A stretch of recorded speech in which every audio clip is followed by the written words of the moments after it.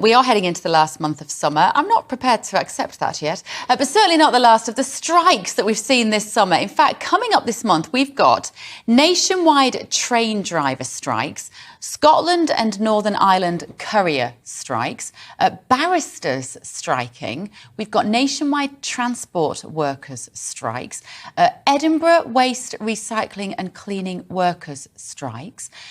18th to the 30th of August, we're going to have London Underground and bus service strike. And finally, port strikes at the UK's biggest port in Felixstowe. Good Lord.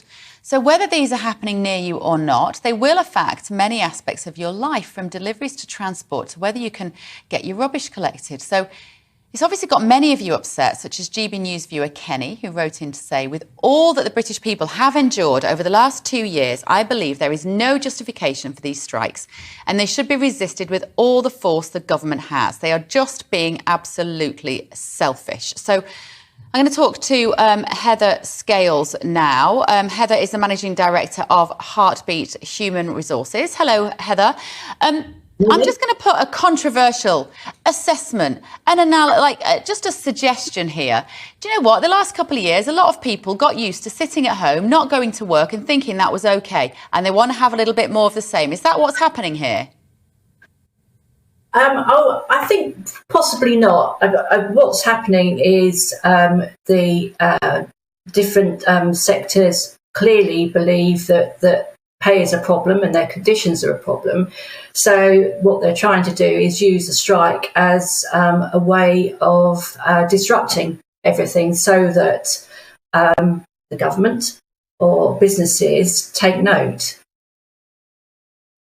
Sort of paradigm shift, though. And what I mean by that, Heather, is that there's this kind of power shift that happened during lockdowns, where as a customer, I'd walk into a shop and the person serving behind the till could tell me what to do. You have to stand on that circle. You have to wear a mask. You have to do as I tell you. You can't use the fitting rooms. And something happened in power, which I think the customers are paying for now, because we're still seeing terrible customer service everywhere I go at the moment. I can barely function in the real world anymore, Heather. I'm finding it really difficult.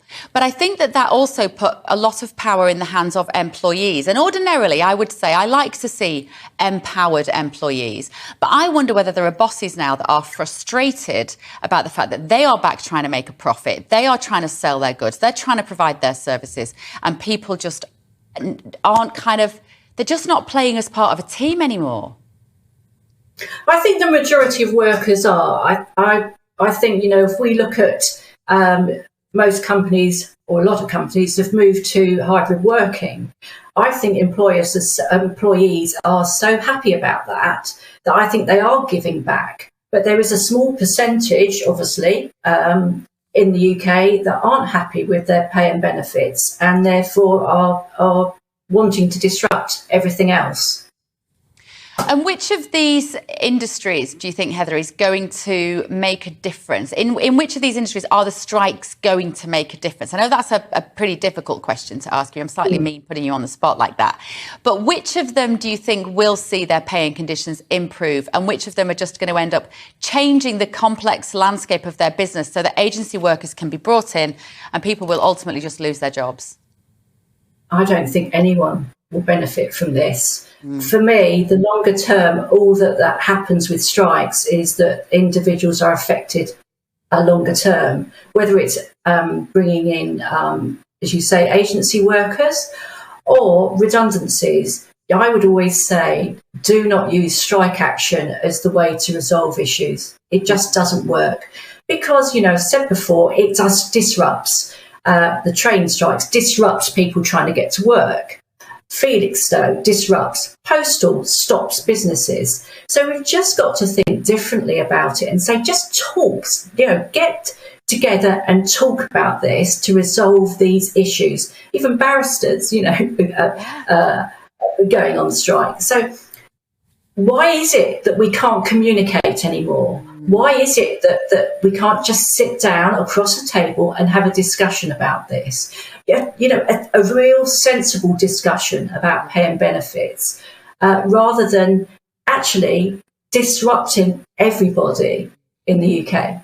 It just why? doesn't make sense. I'd love to know your take on that. Why can't we do that anymore, Heather? You're the director of Heartbeat Human Resources. Maybe we haven't got enough good human resources people sitting folk around a table and coming to conclusions.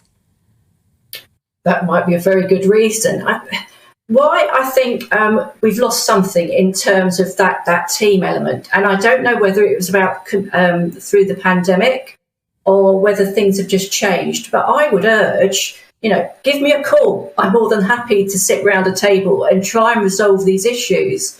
But people aren't listening. They're just not listening to each other and their needs. And I appreciate the cost of living, and all of those other struggles that we've got going on.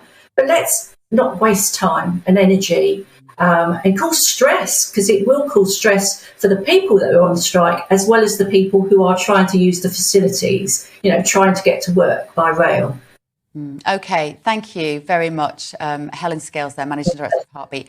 People aren't listening to each other. Never a truer word has been spoken. If I've seen one thing in the last 2 years, it's that people stopped talking to each other. They let emotion get in the way of these conversations and they stopped listening to each other.